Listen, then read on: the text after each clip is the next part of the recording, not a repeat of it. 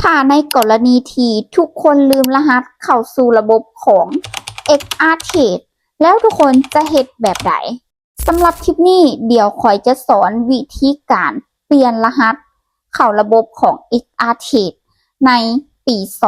2026 สำหรับมือใหม่ก็สามารถเปลี่ยนได้ง่ายๆเลยทุกคนขอเพียงแต่ทุกคนจื้อ Gmail ที่ทุกคนสมัครบัญชีเข้าไปนั้นทุกคนก็สามารถเปลี่ยนรหัสได้ง่ายๆเลยมาให้ทุกคนเข้าไปที่ล็อกอินหลังจากนั้นให้กดไปที่ forgot your password กดเข้าไปเลย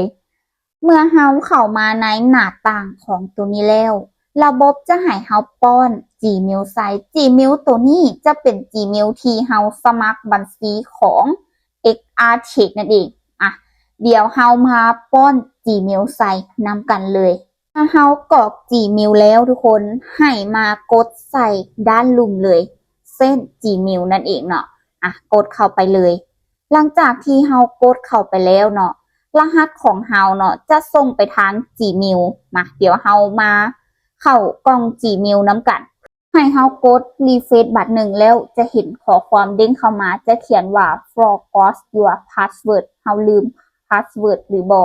เดี๋ยวกดเข้าไปแล้วให้ทุกคนกดไปที่ change password นั่นเองกดเข้าไปเลยหลังจากนั้นให้เปิดอยู่ที่ Chrome หรือว่าจะเป็น Google หรือว่า Browser ก็ได้ทุกคนแต่คิมจะเปิดอยู่ Chrome นั่นเองเดี๋ยวเรากดเปิดอยู่ Chrome เมื่อเราเข้ามาในหน้าต่างของตัวนี้แล้วทุกคนอยู่นี่จะเป็น Gmail ที่เรากรอกไปแต่ตอนต้นเนาะจะบ่ได้เปลี่ยนเด้อหลังจากนั้นจะเป็น new password หรือว่าให้เราสร้างรหัสขึ้นมาใหม่เพื่อเข้าระบบใหม่นั่นเองมาเดี๋ยวมาเริ่มเลยคิมจะกรอกรหัส8 โตวขึ้นไปย้ำว่ารหัสต้องใส่8 โตวขึ้นไปได้ทุกคนจากที่เราตั้งรหัสผ่านสำเร็จแล้วให้ทุกคนมาคลิกใส่ห้องที่3ห้องที่3แม่นให้ป้อนห้องที่2คืนนั่นก็คือ confirm password ให้ป้อนรหัสคืนใหม่อีกรอบหนึ่งเนาะเพื่อยืนยันว่ารหัสตัวนี้ถูกหรือบ่นั่นเองทุกคนมาเดี๋ยวเรามาป้อนกันหลังจากที่ป้อนสำเร็จแล้วเนาะเอากดคืนเบิงรหัสทั้ง2ตัวเลยทุกคนถ้าว่าเรากดครบแล้วเนาะสำเร็จแล้วถูกต้องให้เรากดเข้าไปที่ reset password เลยถือว่าเรา reset password สำเร็จแล้วทุกคน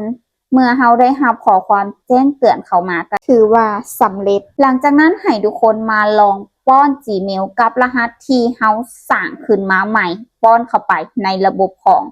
XRTrade เลยแล้วกด Check in เข้าไปหลังจากเรากด Check in เข้าไปเนาะทุกคนมันจะขึ้นมาให้เราใส่รหัส 2FA รหัส 2FA หรือว่าเป็นรหัสความปลอดภัยของระบบนั่นเองให้เขาไปคัดลอกเอาอยู่แอปเอาเทนเลยทุกคนได้เดี๋ยวคิมจะเข้าไปเอารหัส 2FA หลังจากที่เขาคัดลอกเอา 2FA มาวางใส่ทุกคนระบบก็จะเข้าได้ปกติเลยก็ถือว่าสำเร็จเป็นที่เรียบร้อยสามารถเข้า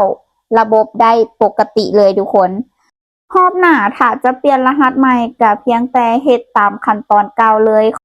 ขอเพียงแต่จื้อ Gmail ที่เราสมัครในระบบไปนั่นก็สามารถเปลี่ยนได้ปกติเลย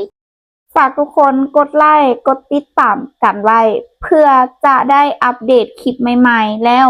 ความรู้ใหม่ๆมาให้ทุกคนรับชมนำกันต่อไปขอบใจ